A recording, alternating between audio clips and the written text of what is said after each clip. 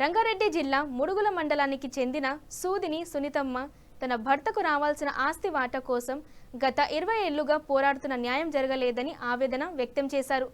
30 ఏళ్ల క్రితం వివాహం తర్వాత ఉమ్మడి కుటుంబంలో భర్త మధుసూదన్ రెడ్డితో కలిసి వ్యవసాయ పనులు చేసినట్లు తెలిపారు. ఇద్దరు ఆడపిల్లలు పుట్టిన నేపథ్యంలో వారసులు లేరని పేర్కొంటూ తన మామ మల్లారెడ్డి ఆస్తి వాటాను నిరాకరించారని ఆరోపించారు. అనంతరం తమను ఇంటి నుంచి వెళ్లగొట్టి పెద్ద మూడుగుల సమీపంలోనే 72, 77 సర్వే నంబర్లలో సుమారు 7.30 ఎకరాల భూమి ఇచ్చారని చెప్పారు. అయితే ఆ భూమికి సంబంధించి మార్గం విషయంలో ఇబ్బందులు సృష్టిస్తూ కొందరు రైతులతో దాడులు చేయిస్తున్నారని సునీతమ్మ ఆరోపించారు. తమకు రావాల్సిన భూమిని ఇప్పించి న్యాయం చేయాలని ఆమె ఉన్నతాధికారులను కోరారు.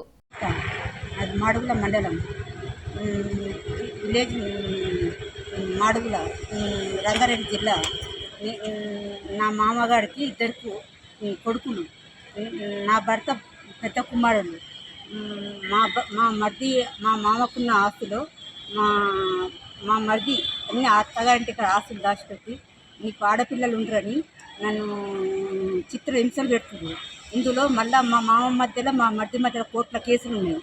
అందులో మధ్యలో ఆస్తులు తీసుకుపోయి పాస్బుక్లు అన్ని అత్తగారింటి కాడ పెట్టుకొని 3 సంవత్సరాలు మా మామ పింఛన్ రాకుండా, రిటైర్మెంట్ పైసలు రాకుండా, ఏవి రాకుండా చేసి నన్ను అప్పులు తెచ్చి మా మామకు బతికించి నేను ఇంటిలోకి వెళ్ళిపోయి బాయికాడ ఉంటే కూడా నన్ను బతకనియకుండా మా ఆయన బట్టలు నా బట్టలు గాలబెట్టి నా పెద్ద కుమారుడిని అట్లా కూడా చంపేశారు.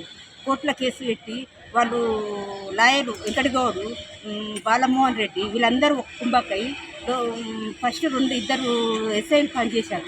తర్వాత 20 సంవత్సరాల నుంచి ఎస్ఐలు సిఐలు మాకు పనిచేస్తారు.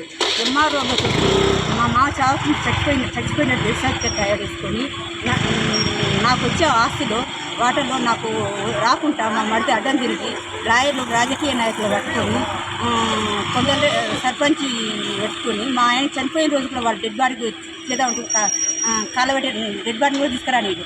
అప్పుడు జయపాల్ రెడ్డి డీజీపీ మహేందర్ రెడ్డి చెప్పి ఏంది ఇది ఎక్కడ అన్యాయం అని 100 మంది చుట్టాలు వచ్చి నేను సగం భూమి సగం ఇల్లు ఇప్పిస్తాను చుట్టాలు అక్కడ పోయి డీజీపీ మహేందర్ రెడ్డి చెప్తే అప్పుడు సగం ఇల్లు సగం పొలం ఇస్తామని దానికి కాగితాలు రాసి డెడ్ బాడీ తీసేసి మళ్ళీ తెల్లారైతే కాలబెట్టి అవి మొత్తం బలగొట్టి మళ్ళీ ఇంటిలోకి వెళ్ళి ఎలగొట్టి ఇప్పుడు దాదాపు 25 సంవత్సరాల నుంచి నేను తిప్పలబట్టి నాకు అందులో కింద ఆడియో ఆర్డర్ వచ్చింది.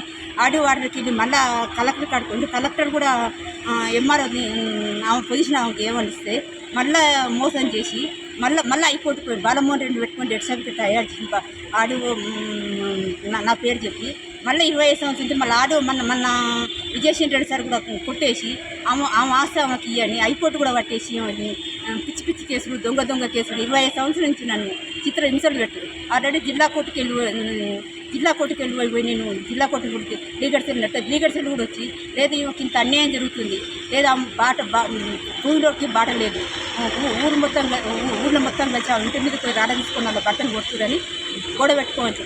ఆల్రెడీ మా డీజీపీ మహేందర్ రెడ్డి కూడా ఏసీపీ యాదరెడ్డి సార్ని కూడా వచ్చి గంధకం తీయరా ఒక అన్యాయం జరుగుతుంది, ఇంకా కరెంటు లేకుండా వాళ్ళ మరిది అయిన జయచంద్ర రెడ్డిని మొత్తం కుంభకాయ వీళ్ళ పెద్ద మడతలు సీపీని గలవనిస్తలేరు. ఆల్రెడీ మినిస్టర్ కూడా మన ఊళ్ళోకి వచ్చి నీ సిఐ తోటి పోయి నీ కలుసావంటే మినిస్టర్ కూడా గలవనిస్తలేదు. ఆల్రెడీ నన్ను హైకోర్టు కూడా విజయసేన్ రెడ్డి సార్ కూడా నీకు అన్యాయం జరుగుతుందని మా మామను మా మరిది నుంచి నీకు వచ్చే వాటానికి కలెక్టర్ కూడా దాదాపు 4 సంవత్సరాల నుంచి కలెక్టర్ అక్కడ కూడా న్యాయం జరుగుతలేదు. ఎక్కడ పోయినా నాకు న్యాయం జరుగుతలేదు. మానాన్ని తొక్కుతో కూడా నన్ను కేసులు చేస్తారు. సిఐఎస్ఐ వాళ్ళు కేసులు నన్ను కేసు ఫైనల్కి వస్తే కూడా కేసులు సాక్ష్యాలు వాళ్ళు పిలుస్తలేదు. నేను అసలు ఇంకా న్యాయం లేని మేము బతికేంది, చనిపోతే ఏంది, ఆడపిల్లలు ఉంటారు నన్ను చిత్రహింసలు పెడుతుంది. తెలంగాణ నాకు ఇంత అన్యాయం జరుగుతుందో కూడా ఒక్కరు కూడా పట్టించుకుంది.